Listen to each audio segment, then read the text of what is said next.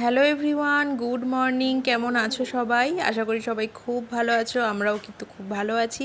আজকে অনেক অনেক দিন পর একটা বড় ভিডিও শ্যুট করছি তোমাদের সাথে। আজকে আমার সারাদিনের একটা রুটিন কি চলে সেটা তোমাদের সাথে শেয়ার করব। এখন বাজে সকাল 7টা, ঘুম থেকে উঠে পড়েছি।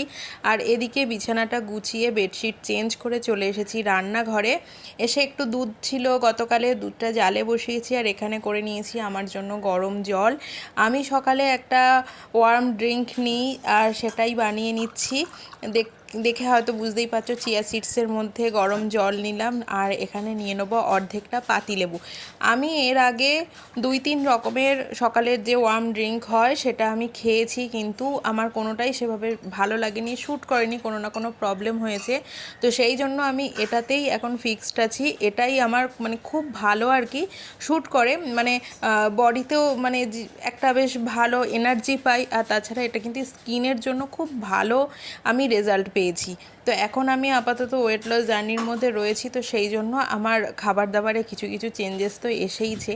আর এখানে আমি ওটা খাওয়ার পর 2টো ডিম সেদ্ধ বসিয়ে চলে এলাম একটু বাইরের দিকে। আর আমাদের এই ছোট্ট ফুলের গাছটাতে এত পরিমাণে সাদা ফুল হয়, তো ভাবছি এরকম গাছ আরও একটা বসিয়ে নেব।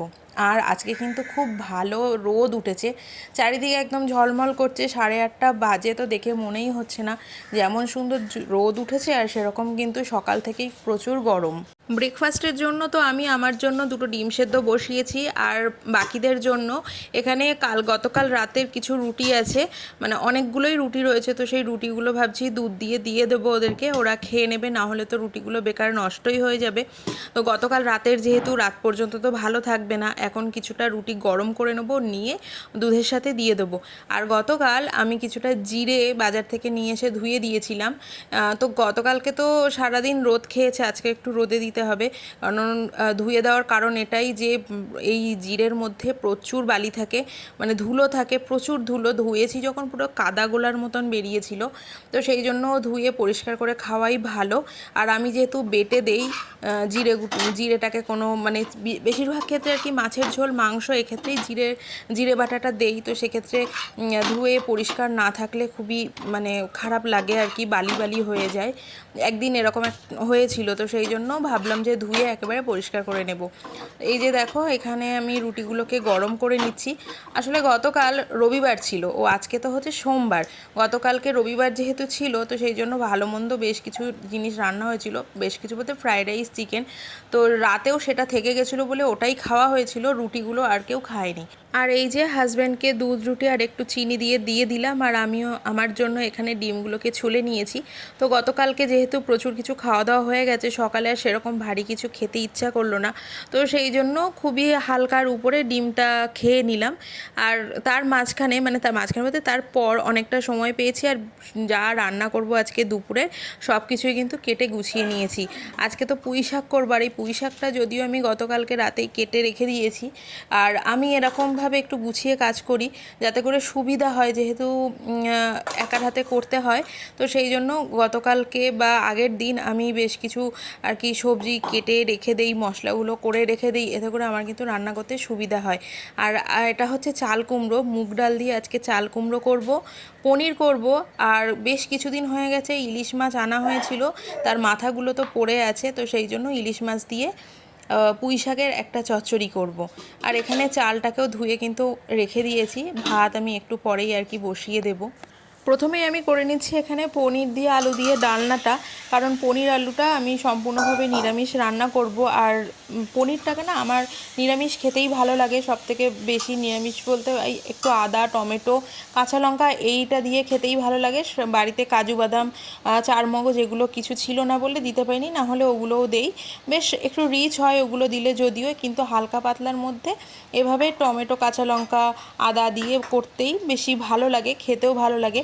আর পনির কিন্তু ওই মানে পেঁয়াজ রসুন আমিষ করে খেতে একদমই ভালো লাগে না, কারণ বরাবর মানে সেই মানে পনির যবে থেকে খাওয়া মানে ধরেছি, সেই দিন থেকে পনির আজও পর্যন্ত কিন্তু আমিষ কোনো দিনও খাইনি, নিরামিষই খেয়েছি। কারণ আমার বাপের বাড়িতে পনিরটা হতো নিরামিষ দিনেই, শুক্র শনিবারে পনির হতো, তো যার জন্য ওইটা নিরামিষভাবেই খেয়ে অভ্যস্ত।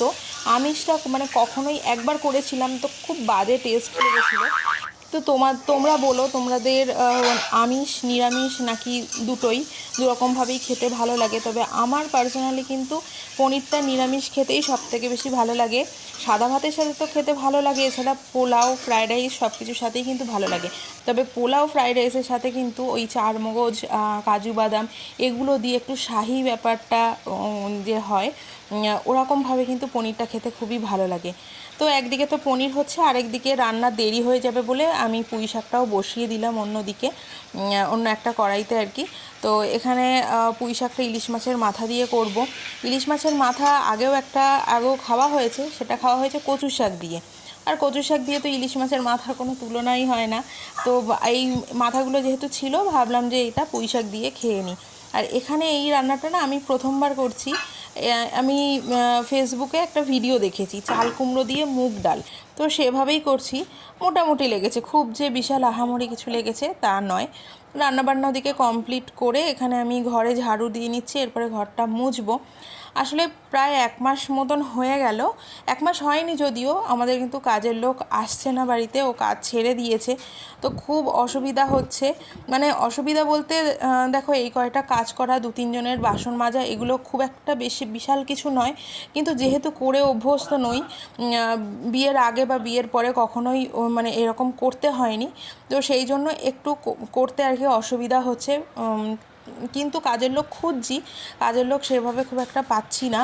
মানে এই 3 জনের সমস্ত কাজকর্ম করতে যে হিউজ পরিমাণে একটা ওরা ডিমান্ড করছে, সেটা সত্যি বলছি পসিবল নয়। মানে প্রচুর, এখানে যদি 7-8 জনের একটা সংসার হতো ঠিক ছিল, ওরা যেটা ডিমান্ড করছে। আর এখন কাজের লোকের যেটা বুঝলাম এই খুঁজতে গিয়ে, এত ডিমান্ড এদের, আর মানে পাওয়াই যায় না সেভাবে, আর যাদেরকে পাওয়া যাচ্ছে প্রচুর ডিমান্ড করছে।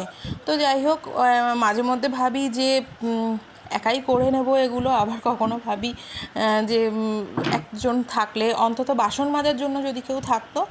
কারণ ওই যে আমি আগেও তোমাদের সাথে একবার হয়তো বলেছিলাম, আমার কড়াইটা মাজতে গেলে খুব প্রবলেম হয়। মানে হাতের কবজিতে না আমার কেন জানি না আমি খুব প্রেশার দিতে পারি না, মানে খুব ব্যথা করে। আর কড়াই মাজতে গেলে তো একটু প্রেশার দিতেই হয়। আর ওই তেল চিটে তেলে থাকলে আমার সেই কড়াইতে পরবর্তীতে রান্না করতে আমার একদম মানে ঘেন্না লাগে, ভালো লাগে না। একদম কড়াই হবে রুপোর মতন চকচকে, সেরকম কড়াই কিন্তু আমি রান্না করতে পছন্দ করি। তো যাই হোক, সমস্ত কিছু কমপ্লিট করে নিয়ে আমি স্নানটা সেরে নিয়েছি। আর স্নানের পর একটুখানি স্কিন কেয়ার করবো। আর রিসেন্টলি না আমার গালে 1-2 মতন ব্রণ হয়েছে। আর এই ব্রণটাও কেন হয়েছে পরে জানলাম আর কি। মানে এই যেহেতু এই বছর প্রচুর আম উঠেছে, আম খেয়ে না প্রচুর মানে এরকম 1-2 নাকি পিম্পলস হয়, তো সেটাই আর কি হয়েছিল। তো সেটা জানার পর থেকে আমি আম খাওয়াটা বন্ধ করে দিয়েছি, কিন্তু নতুন করে আর কোনো পিম্পলস আমার হয়নি। তো চলো, এই যে রান্নাবান্না সমস্ত ফাইনাল লুক তোমাদেরকে দেখাচ্ছি। এখানে আছে সাদা ভাত, তারপরে রয়েছে এই যে মুগ ডাল দিয়ে চাল কুমড়ো। তোমরা এটা কে কে করে খেয়েছো অবশ্যই বলো। আর এখানে আছে পুঁই শাক দিয়ে ওই ইলিশ মাছের মাথাটা, বারবার শুধু চিংড়ি মাছ হয়ে যাচ্ছে। তো এখানে আছে পনির দিয়ে আলু দিয়ে একটা মাখো মাখো করে তরকারি। আর আর আছে অল্প কিছুটা পরিমাণে গতকালকে ফ্রাইড রাইস। তো আজকের ভিডিওটা এই পর্যন্তই, দেখা হচ্ছে নেক্সট ভিডিওতে, টাটা।